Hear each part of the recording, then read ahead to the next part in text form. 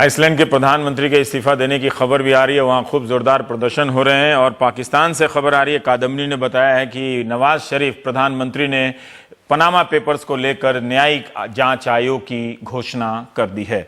अब हमारे साथ अतुल कुलकर्णी हैं, लोकसत्ता के पत्रकार हैं आप, और महाराष्ट्र के मराठवाड़ा के इलाके को अच्छे से समझते हैं कुलकर्णी साहब। वहाँ भयानक सूखा है, आप इस इलाके से आते भी हैं, और 2 महीने के लिए धारा 144 लातूर में, परभनी में 1 महीने के लिए धारा 144, ताकि पानी को लेकर मारपीट की नौबत ना आ जाए, इतनी स्थिति खराब है।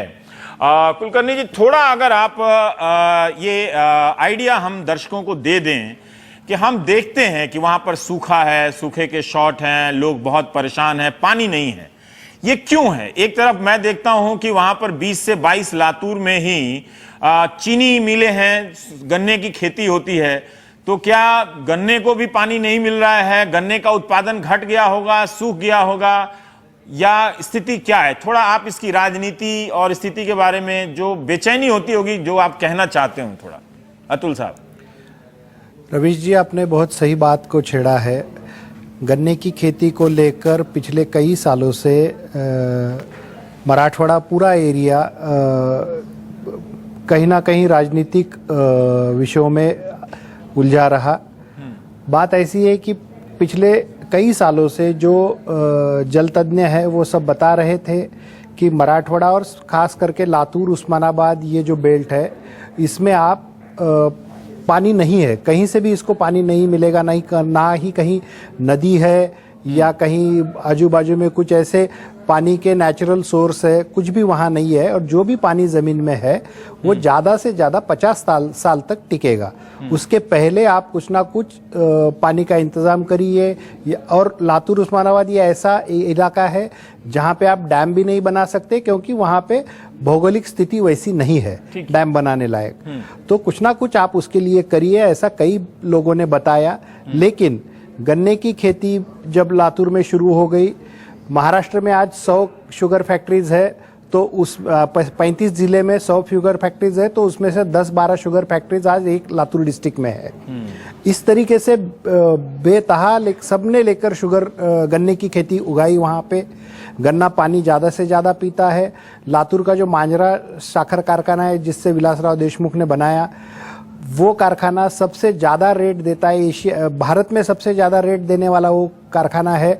ऐसी उसकी एडवर्टाइजमेंट की गई, हर कोई गन्ने के पीछे लगा।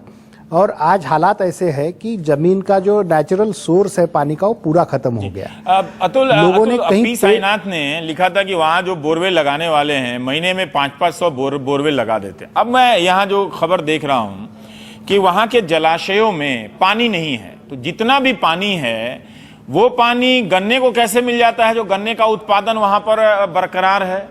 अगर सूखा पड़ा है तो गन्ने को भी सूख जाना चाहिए, या मैं गलत पूछ रहा हूं?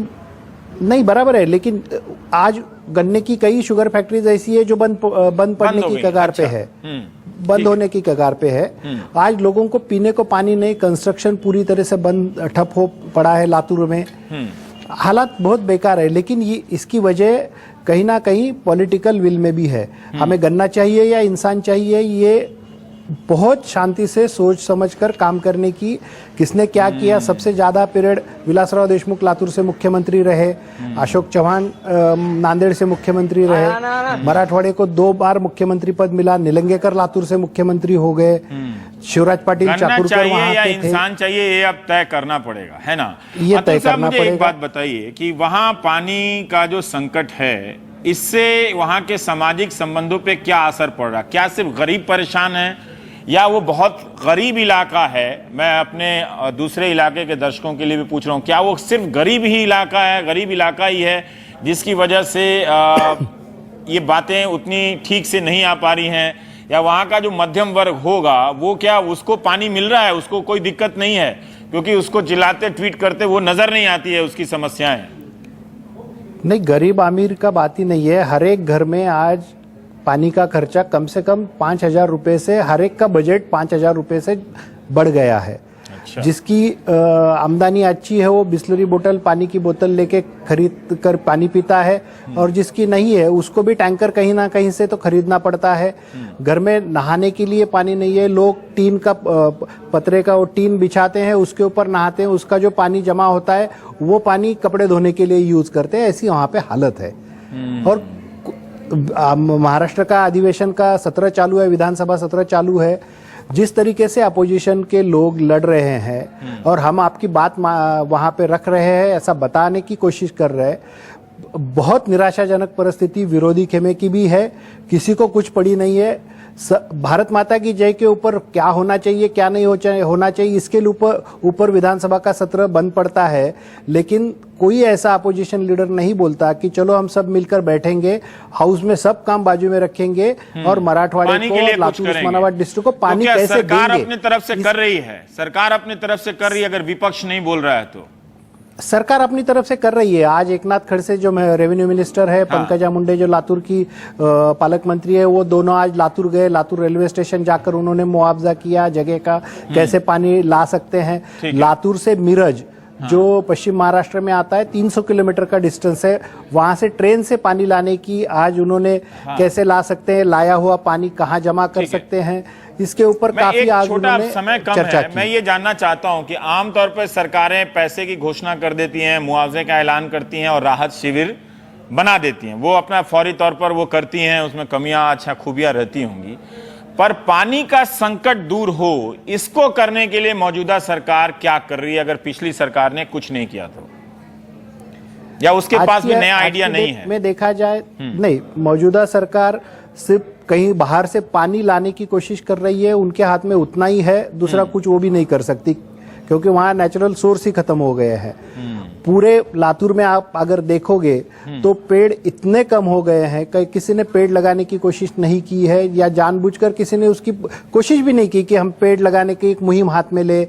सब तरफ पानी कैसे जमीन में पकड़ के रह सके, इसके लिए किसी ने कुछ कोशिश नहीं की है, और आज भी अगर ये कोशिश करेंगे तो भी उसके फल आने को और कुछ साल जाएंगे। अभी लंबा इंतजार आज की डेट में सिर्फ कहीं से ट्रेन से पानी लाना और देना, इतना ही आज सरकार के हाथ में है, दूसरा कुछ नहीं है। शुक्रिया अतुल कुलकर्णी जी, एक आउटलाइन बताने के लिए आपने एक रेखा चित्र खींची वहां की समस्या के बारे में कि मराठवाड़ा में कितनी भयानक स्थिति है पानी को लेकर के। रेलगाड़ी से पानी का इंतजाम हो रहा है, कुएं सूख गए हैं, लोगों ने खूब जलस्तर का दोहन किया है पानी का, जमीन का, पेड़ नहीं है, ये सब समस्याएं तो हैं, पर कोई ना कोई समाधान का रास्ता भी होगा, लेकिन वो इतनी जल्दी तो होने वाला नहीं है। अगर आप प्रकृति को इतना भकोसेंगे तो वो आपको दबोचेगी प्रकृति। और आपको बता दें कि आइसलैंड के प्रधानमंत्री ने इस्तीफा दे दिया है, लगता है वो प्राइम टाइम वही देख रहे थे और पाकिस्तान के प्रधानमंत्री ने भी न्यायिक जांच आयोग की घोषणा कर दी है। तो ऐसा लगता है कि पनामा पेपर्स अभी फिलहाल कई लोगों को समझ में नहीं आ रहा होगा,